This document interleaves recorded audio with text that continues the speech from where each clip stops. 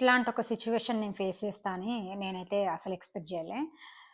అసలెందుకంటే అసలు ప్రాబ్లమ్ ఏమైంది అనంటే డీటెయిల్‌గా చెప్తాను.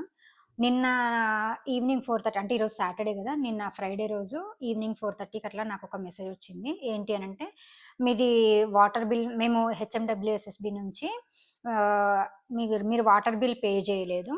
సో, మేము కనెక్షన్ కట్ చేస్తామని జెప్పేసని వచ్చిందనమాట. మాకు కనెక్షన్ వచ్చి 1 మంతే అవుతుంది. అప్పుడే మళ్ళీ కట్ చేయడం అంటే ఎందుకు ప్రాబ్లమ్ అన్నట్టుగాని నేను వాళ్ళకి కాల్ జేషిన.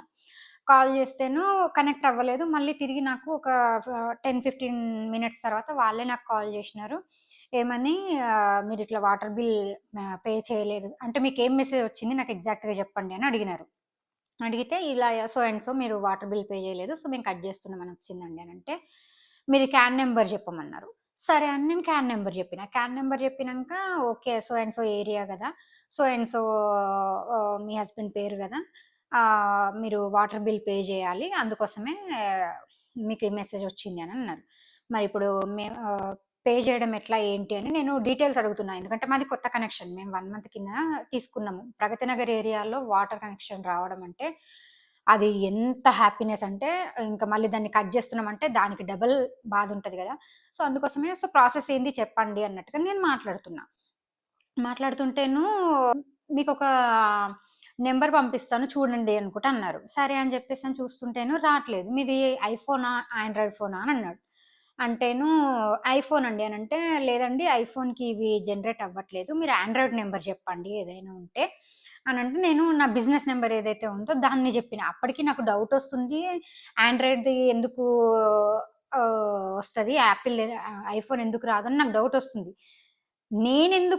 నేనెందుకు అంత డీటెయిల్‌గా అడగాల్సొచ్చిందనంటే, ఇదివరకి వాటర్ కనెక్షన్ కోసం ఏవైతే ఉన్నాయో ఓటీపీస్ అన్నీ నా నంబర్‌కే వచ్చేది.